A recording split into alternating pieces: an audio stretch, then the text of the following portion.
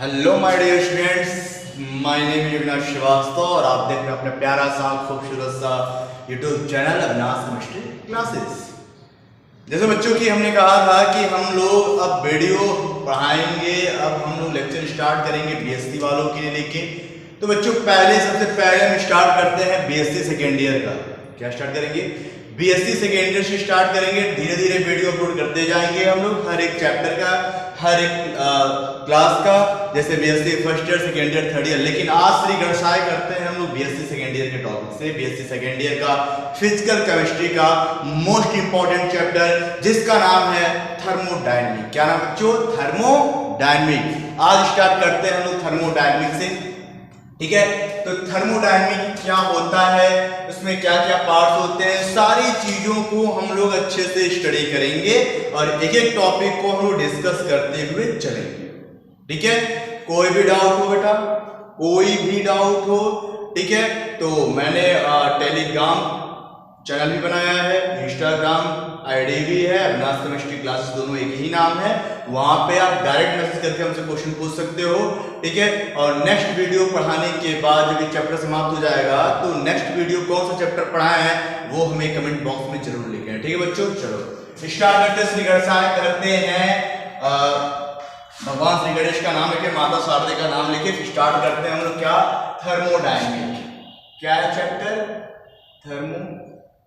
पहले इसके बारे में बेटा हम लोग अच्छे से जानकारी ले लेते हैं। किसी चीज को पढ़ने के लिए या कहीं भी जाया जाता है, कहीं पे भी जाया जाता है तो पहले उसके रास्ते को हम लोग समझ लेते हैं कि वो रास्ता जा किधर रहा है। पहले उसका एक मैप बना लेते हैं, तब उस रास्ते पे चलते हैं। तो ठीक वही काम हम लोग करने वाले हैं थर्मोडायनेमिक में, या जो भी चैप्टर पढ़ेंगे सबसे पहले वही काम करेंगे। पहला उसका एक मैप तैयार करेंगे और मैप के हिसाब से हम लोग उसका स्टडी करते जाएंगे, मैप को समझेंगे, ठीक है। कैसे समझेंगे? देखो थर्मोडायनेमिक, देखो बेटा मैं बार बार कह ये रहा हूं कि, और कहता भी चला रहा हूं, मेरे कई वीडियो देखोगे मैं इसमें भी कहा हूं कि साइंस में कोई भी टर्म आता है तो बिना लॉजिक का नहीं आता है। अगर एक नाम भी दिया गया है तो उस नाम के पीछे भी अर्थ है, उस नाम के पीछे भी अर्थ है।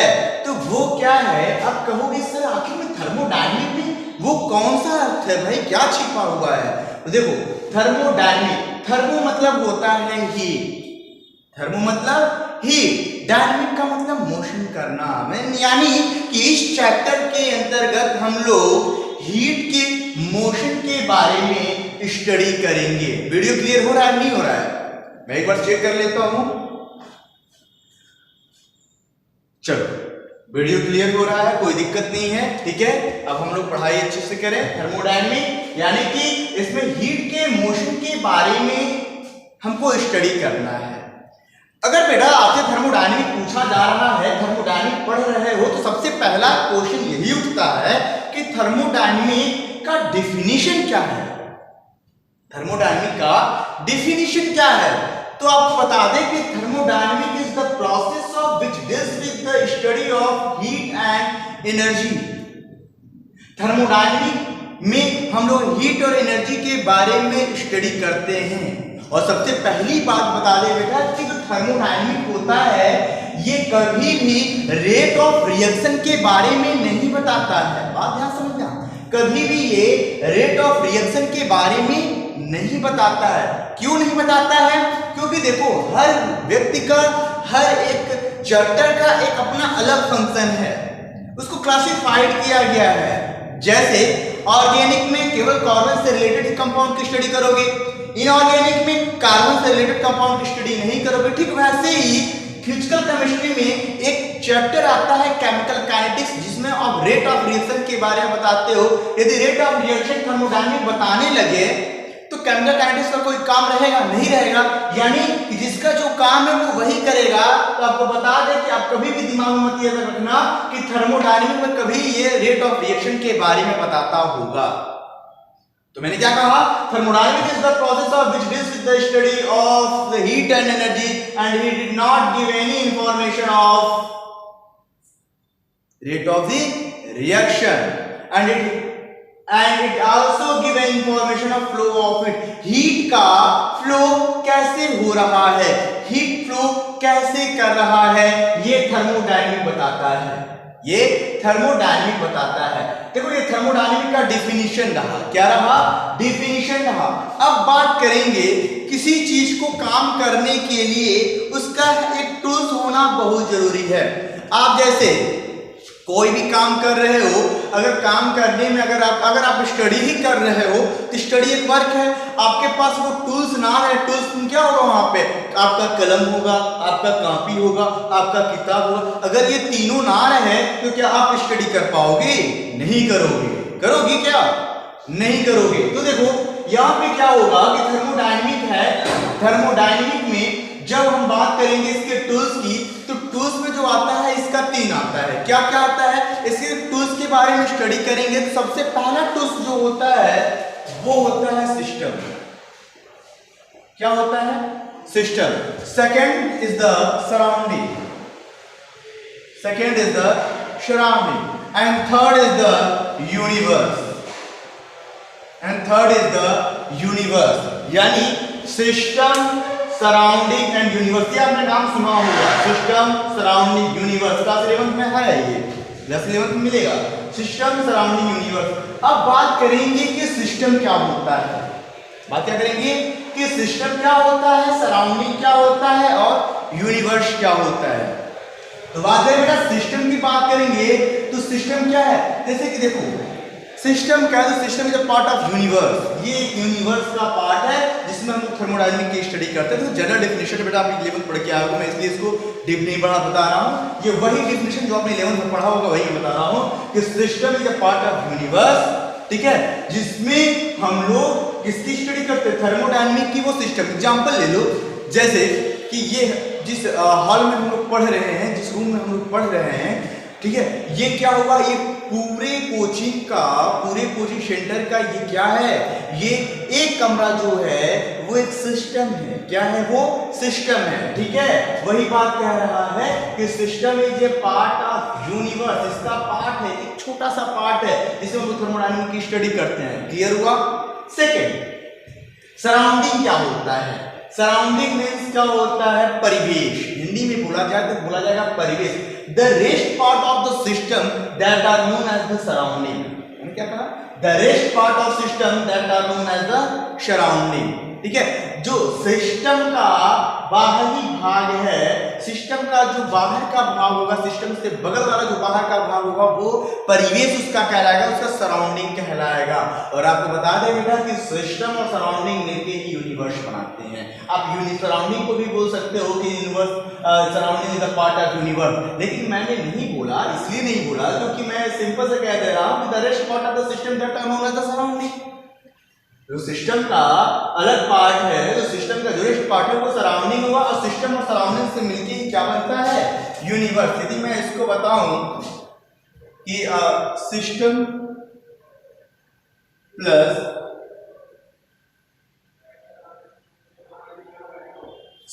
प्लस सराउंडिंग ही क्या बनाता है, यूनिवर्स बनाता है, क्या बनाता है, यूनिवर्स बनाता है, ठीक है। तो आई थिंक आपको समझ में आ गया होगा कि सिस्टम क्या होता है, सराउंडिंग क्या होता है, यूनिवर्स क्या होता है, ये जनरल रहा।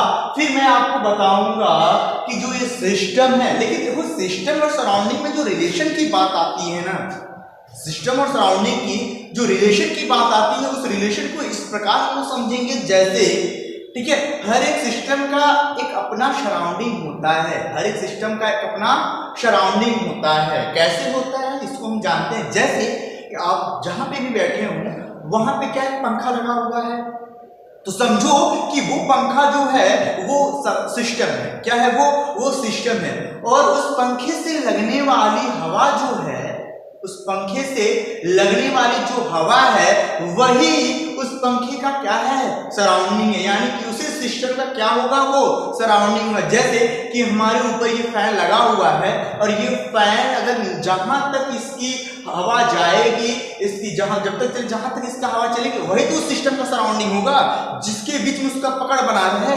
तो ऐसा नहीं कह सकते कि सिस्टम के बाहर का जितना भी पार्ट होगा वो सराउंड होगा, नहीं, जिस सिस्टम का पार्ट, जिस सिस्टम का अदर पार्ट जो है जिससे कोरिलेटेड हो, उससे आपस में जुड़ा हुआ है, उससे संबंध स्थापित करता है, संबंध रखता है, तो वही उस सिस्टम का सराउंडिंग कहलाता है। बात याद रखना, सिस्टम और सराउंडिंग में अपना रिलेशन होता है, अपना पकड़ाव होता है, ठीक है।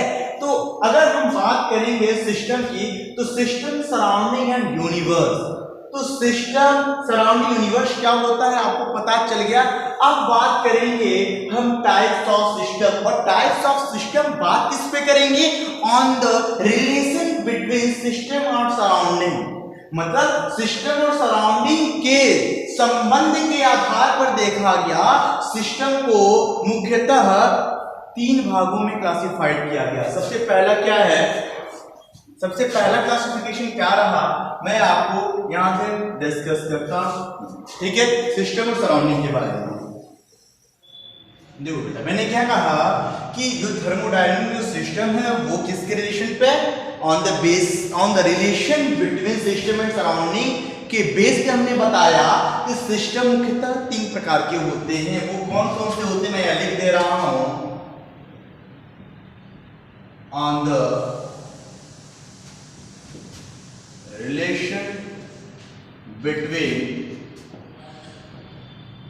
system, on the relation between system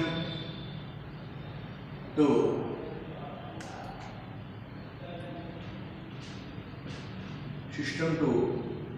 surrounding, on the relation between system to surrounding, on the relation between system to surrounding,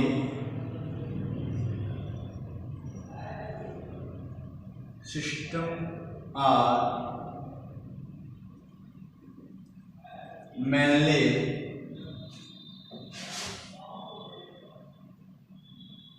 classified into following 3 types. मैंने क्या बोला, on the relation between system to surrounding, system are mainly classified into following 3 types. That is the first is the open system, and second now is the closed system, third is the isolated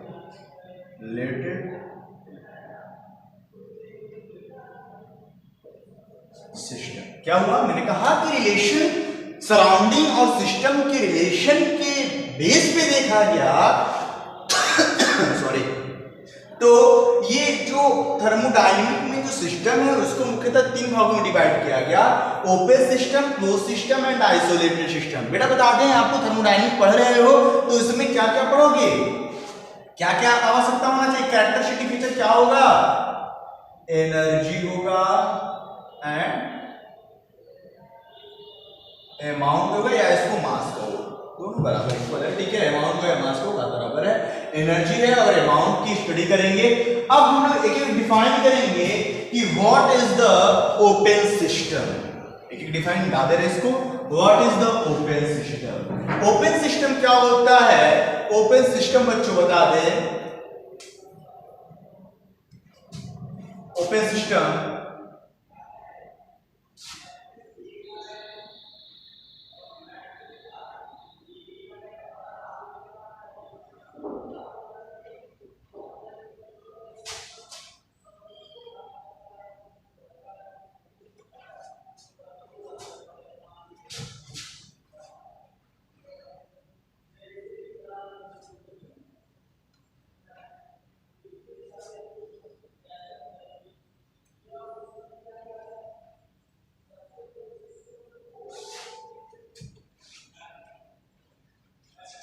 where both energy and mass exchange between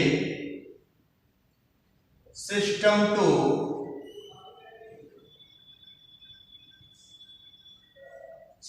surrounding and surrounding to system that are known as open system. क्या अगर मैंने कहा open system क्या होता है? Both energy and mass exchange between system to surrounding and surrounding to system that are known as the open system. मैंने बताया कि इसका जो कैरेक्टरिस्टिक फीचर होता है वो एनर्जी होता है और दूसरा क्या होता है? मास होता है। एनर्जी होता है, दूसरा क्या होता है? मास होता है। तो बता दें ओपन सिस्टम में both energy and mass exchange between, यानी कि जो सिस्टम है, मैं एग्जांपल बताता हूं, सिस्टम और सराउंडिंग के बीच में एनर्जी और मास दोनों का एक्सचेंज होता है। एनर्जी और मास दोनों का एक्सचेंज होता है, ठीक है, उसे ही ओपन सिस्टम कहा जाता है। या दूसरे शब्दों में यह कह सकते हो आप कि यहां पर ओपन सिस्टम में पहली बात तो एक open system is a type of system. पहला तरह ये भी हो सकता है open system is type of system where both energy and mass exchange between system to surrounding and surrounding to system, या वाइस वर्सा भी लिख सकते हो, are known as the open system. या ये दूसरे शब्दों में यह कह सकते हो कि where both energy and mass are not constant in open system. मतलब ओपन सिस्टम में एनर्जी और मास दोनों कांस्टेंट नहीं होता। यदि कांस्टेंट रहे तो क्या वो मूव करेगा, एक्सचेंज करेगा? नहीं करेगा। रिलेशन क्या है? सिस्टम से सराउंडिंग और सराउंडिंग से सिस्टम। जैसे एग्जांपल लो, कोई एक कंटेनर में वाटर रखो, कोई एक कंटेनर है, इस कंटेनर में आपने वाटर रखा, मैंने माना 100 ml, आपने क्या रखा? वाटर। 100 ml आपने वाटर रखा और इस 100 ml वाटर में, ठीक है, या 100 या हम बताते हैं 1 लीटर ले लो, 1 लीटर वाटर ले लो। अब यहां पे क्या करो, ये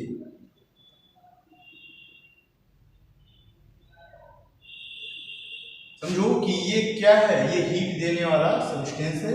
ये हीट देने वाला कोई भी क्या जाए, कोई भी हीट देने वाला कोई सामग्री है। ये जो हीट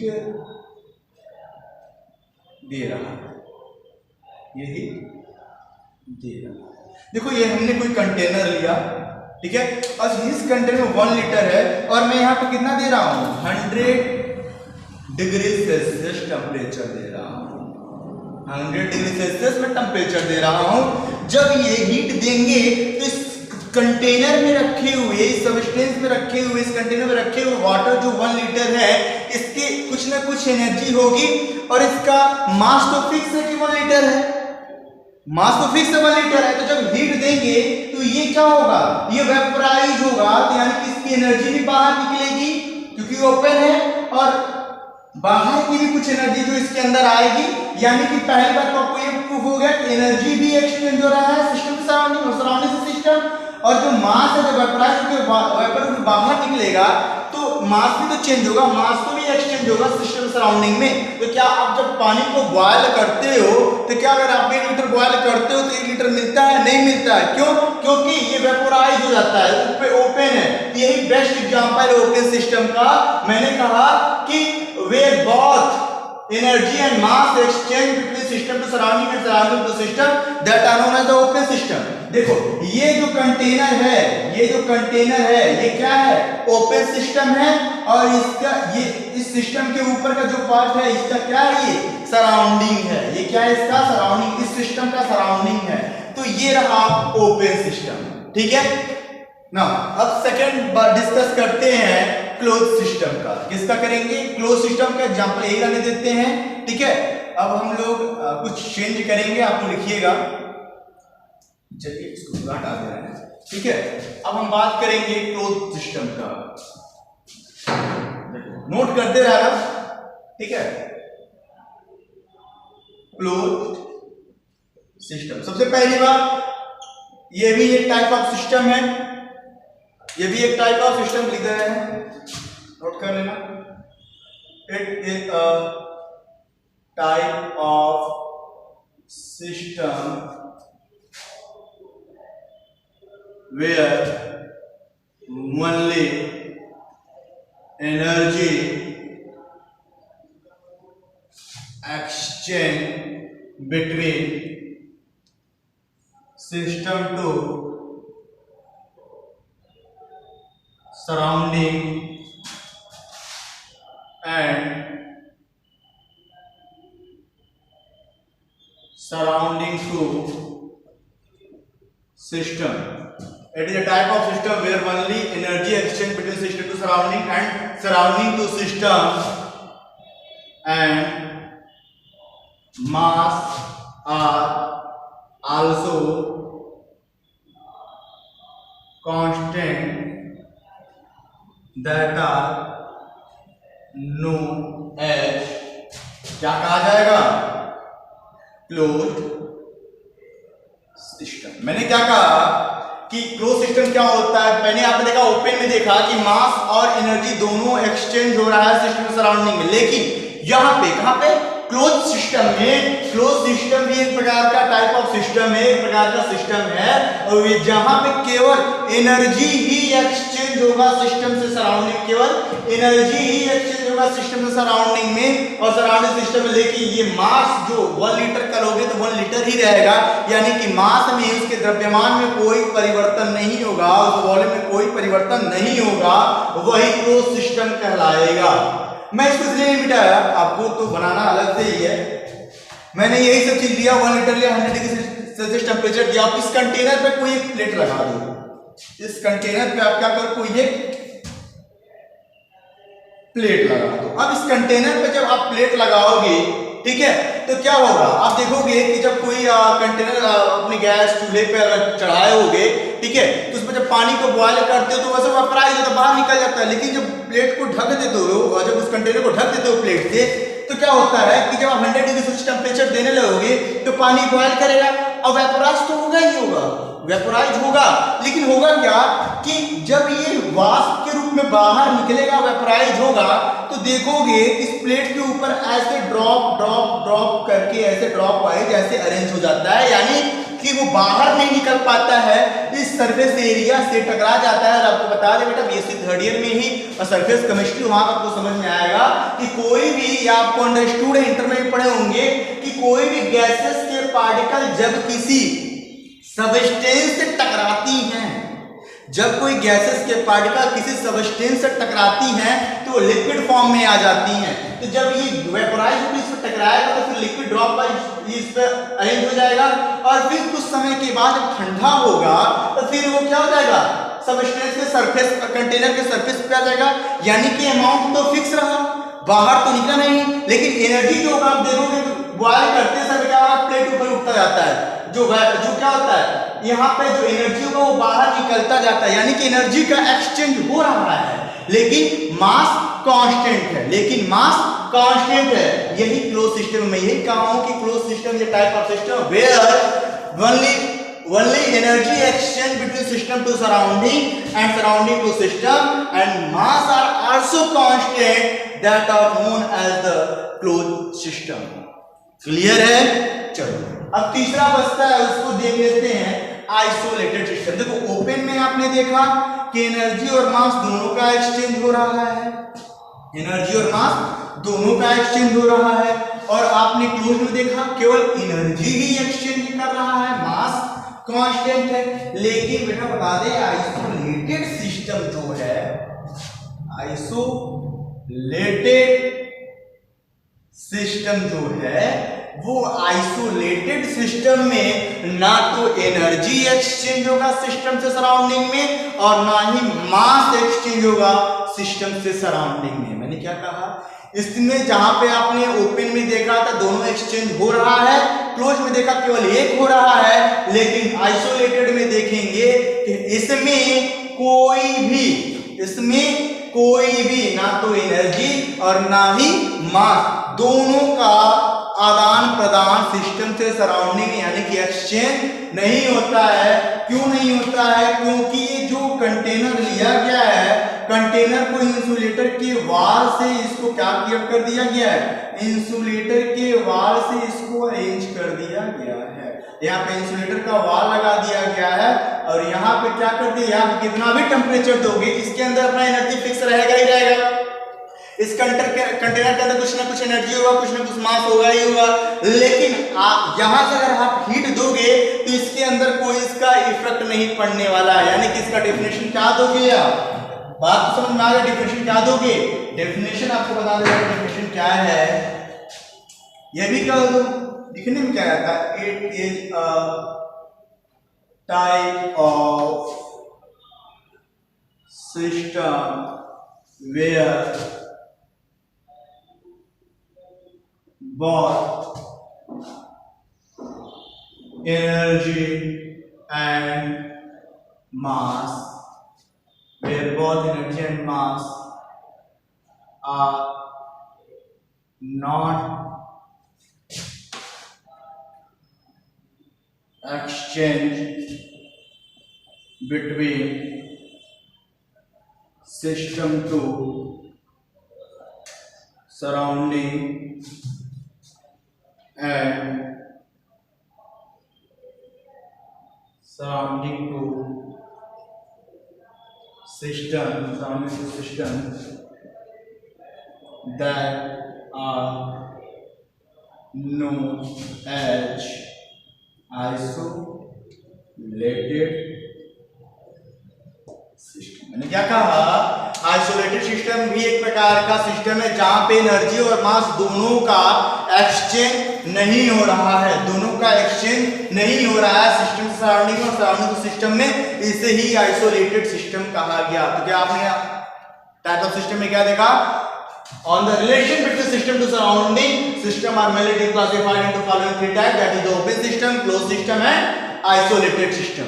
ठीक है, अब बात करेंगे हम इसके प्रॉपर्टी के बारे में। किसके बारे में डिस्कस करेंगे, अब इसके प्रॉपर्टी के बारे में डिस्कस करेंगे। फटाफट इसका स्क्रीनशॉट ले लो या नोट डाउन कर लो। चलो, मैंने प्रॉपर्टी की बात कही है। प्रॉपर्टी देखो होता क्या है बेटा, प्रॉपर्टी की बात करेंगे तो प्रॉपर्टी का देखो, गर्मी हो जाता है, फैन भी ऑफ है, चलो कोई बात नहीं। देखो प्रॉपर्टी की बात किया जाए, प्रॉपर्टी देखो, प्रॉपर्टी थर्मोडायनामिक की अपनी प्रॉपर्टी है, आपकी एक अलग अलग अपनी प्रॉपर्टी होगी, हमारे एक अपनी अलग प्रॉपर्टी है। ठीक है, हर एक व्यक्ति का, हर एक सब्सटेंस का, हर एक चैप्टर का अपनी अपनी प्रॉपर्टी होती है। तो इसमें हम लोग थर्मोडायनामिक की प्रॉपर्टी के बारे में स्टडी करेंगे। क्या करेंगे, थर्मोडायनामिक की प्रॉपर्टी के बारे में स्टडी करेंगे। तो कहेंगे कि आखिर में सर थर्मोडायनामिक की प्रॉपर्टी क्या है। थर्मोडायनामिक की प्रॉपर्टी को बता दें कि दो तरीके का होता है प्रॉपर्टी बात करें, सबसे पहला होता है extensive and second is the intensive property. मैंने लिया एक्सटेंसिव प्रॉपर्टी और intensive property.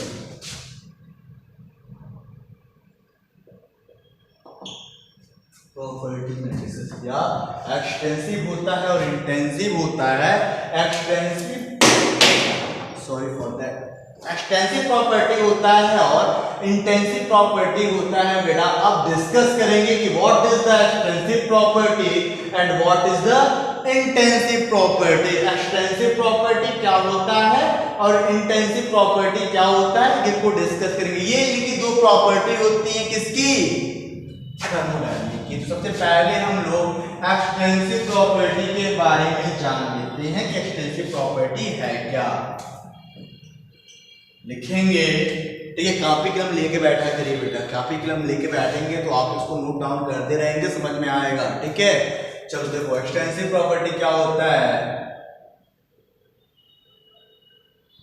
Extensive properties are those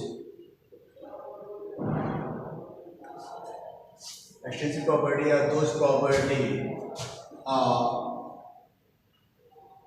thermodynamic which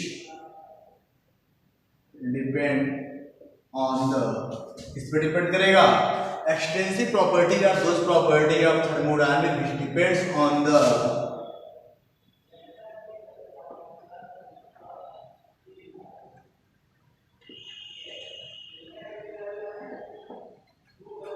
quantity and amount and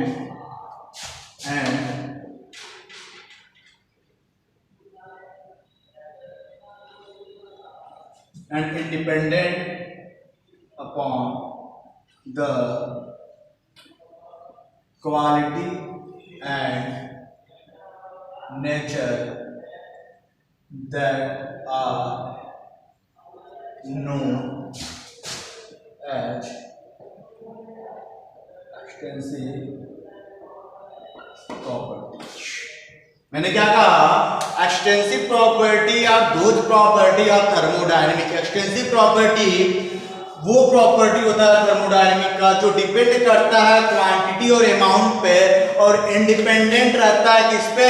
quality और नेचर पे, स्वतंत्र होता है क्वालिटी और नेचर पे, उसे ही एक्सटेंसिव प्रॉपर्टी कहा जाता है। अगर कहीं पे भी इसका जिक्र हो, अगर कहीं पे भी अगर क्वांटिटी और अमाउंट की बात आती है तो क्या होता है? देखो सीधे सीधे quantity directly proportional to amount, quantity amount है, ठीक है, क्वांटिटी और अमाउंट पे डिपेंड कर रहा है, तो वो क्या होगा? एक्सटेंसिव प्रॉपर्टी होगा, ठीक है। अब इंटेंसिव प्रॉपर्टी क्या होता है मैं बताता हूं, लेकिन एक्सटेंसिव प्रॉपर्टी केवल डिपेंड किस पे करता है? क्वांटिटी एंड अमाउंट पे, और इंडिपेंडेंट रहता है किस पे? क्वालिटी एंड नेचर पे। इंडिपेंडेंट किस पे रहता है? क्वालिटी और नेचर पे। इसे ही एक्सटेंसिव प्रॉपर्टी कहा जाता है। इसे क्या कहता है? एक्सटेंसिव प्रॉपर्टी कहा जाता है। एग्जांपल देख लो यार, एग्जांपल देख लो, मास एग्जांपल होगा ही होगा, मास का अमाउंट देखोगे, उसे क्वांटिटी देखोगे, फिर इसके बाद क्या देखोगे? वॉल्यूम देख ही लो। ये सब क्या है? एक्सेट्रा बहुत से ऐसे हैं आप निकालना, ठीक है। मास, वॉल्यूम, डेंसिटी, ये सब क्या है? इसके क्या है? ये एक्सटेंसिव प्रॉपर्टी है, क्योंकि ये हमेशा क्वांटिटी और अमाउंट पे ही डिपेंड करेंगे, ना कि क्वालिटी और नेचर पे, ना कि क्वालिटी और नेचर पे। किस पे डिपेंड करेंगे? केवल क्वांटिटी और अमाउंट पे। यही एक्सटेंसिव प्रॉपर्टी कहलाता है, यही एक्सटेंसिव प्रॉपर्टी कहलाता है। मैंने क्या कहा कि extensive property are those property of thermodynamic which depends on the quantity and amount and independent on the quality and nature that are known as the extensive property। The best example of the extensive property mass, volume, etc. कुछ भी हो सकता है, ठीक है।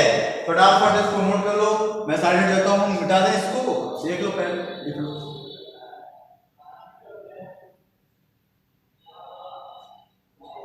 लिख लो, मजा आ रहा है कि नहीं आ रहा है? ये बताओ कमेंट बॉक्स में। आ रहा है कि मजा नहीं आ रहा, समझ में आ रहा है, नहीं आ रहा है? ठीक है, एकदम मजे में पढ़ाई करो। मैं तो हूँ ही, एक एक टॉपिक को मैं क्लियर करूंगा, ठीक है।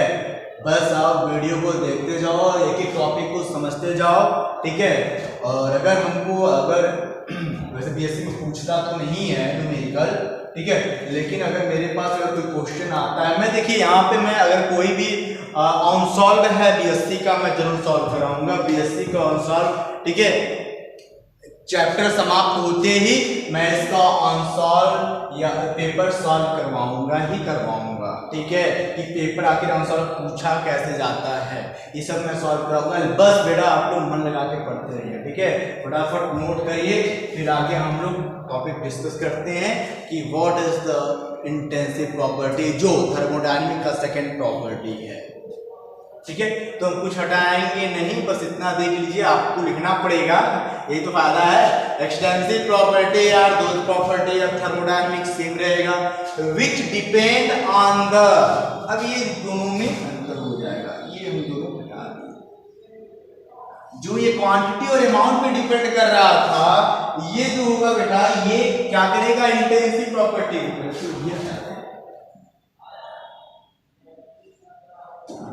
क्या क्या हमने पढ़ा? दूसरा क्या है? इंटेंसिव प्रॉपर्टी है, which depends on the quality and nature and independent on the quantity and, देखो ठीक उल्टा मैंने कर दिया, जो यहां था इसको मैंने यहां कर दिया, जो यहां था मैंने इसको यहां कर दिया, ठीक है। ठीक अपोजिट है कि एक्सटेंसिव प्रॉपर्टी जो था, एक्सटेंसिव प्रॉपर्टी वो डिपेंड कर रहा था क्वालिटी और अमाउंट पे, लेकिन यहां पे जो इंटेंसिव प्रॉपर्टी है, जो यहां पे इंटेंसिव प्रॉपर्टी है, वो प्रॉपर्टी है थर्मोडायनामिक का जो डिपेंड कर रहा है किस पे, क्वालिटी और नेचर पे, और इंडिपेंडेंट है किस पे, क्वांटिटी और अमाउंट पे, जिसे क्या कहा गया, जिसे क्या कहा गया, इंटेंसिव प्रॉपर्टी। क्या कहा गया, इसे क्या कहा गया, इंटेंसिव प्रॉपर्टी। ठीक अपोजिट मैंने किया कि मैंने कहा एक्सटेंसिव में ये क्वांटिटी एंड अमाउंट पे डिपेंड कर रहा है, और इंटेंसिव में क्वालिटी और नेचर पे डिपेंड कर रहा है। दोनों एक दूसरे का अपोजिट है। ठीक है, अगर बात करेंगे जब क्वालिटी और नेचर की बात करें तो इसमें मार्क्स तो आएगा नहीं, क्योंकि उसकी क्वालिटी नेचर को डिस्कस करेंगे नहीं, तो आपको आपके दिमाग में ये फोटो तो बन ही जा रहा होगा इसका एग्जांपल का। जब क्वालिटी और नेचर के बारे में बात आया है तो एग्जांपल आपका सबसे पहले आता होगा टेम्परेचर। तो टेम्परेचर अमाउंट बात करोगे नहीं ना, उसके क्या कहते हैं नेचर के उसके क्वांटिटी के बारे में बात करो कि कितनी क्वांटिटी हमने लिया है, नहीं करोगे। उसके हमेशा नेचर और उसके क्वालिटी पे डिपेंड करोगे ना कि कितना डिग्री सेल्सियस दिया, कौन सा नेचर बिहेव कर रहा है, तो टेम्परेचर हुआ और pressure. That is the very very best example of the intensive property. समझ में आया? एक्सटेंसिव प्रॉपर्टी क्या होता है, इंटेंसिव प्रॉपर्टी क्या होता है, आपको आई थिंक समझ में आ गया होगा, समझ में आ गया होगा। मैंने बताया एक्सटेंसिव प्रॉपर्टी या दोस्त प्रॉपर्टी या thermodynamic which depends on the quantity and amount and independent on the quality and nature that are known as the extensive property. The best example of the extensive property, that is the mass and volume. And now the second property of thermodynamic, that is known as the intensive property. And intensive property are those property of thermodynamic which depends on the quality and nature and independent on the quantity and amount, that are known as the intensive property. And the best example of the intensive property, temperature and pressure. Temperature and pressure. अब बेटा इस video में हम बस यहीं तक करते हैं। ठीक है, आज का लेक्चर, फर्स्ट लेक्चर यहीं पे मैं समाप्त करता हूँ।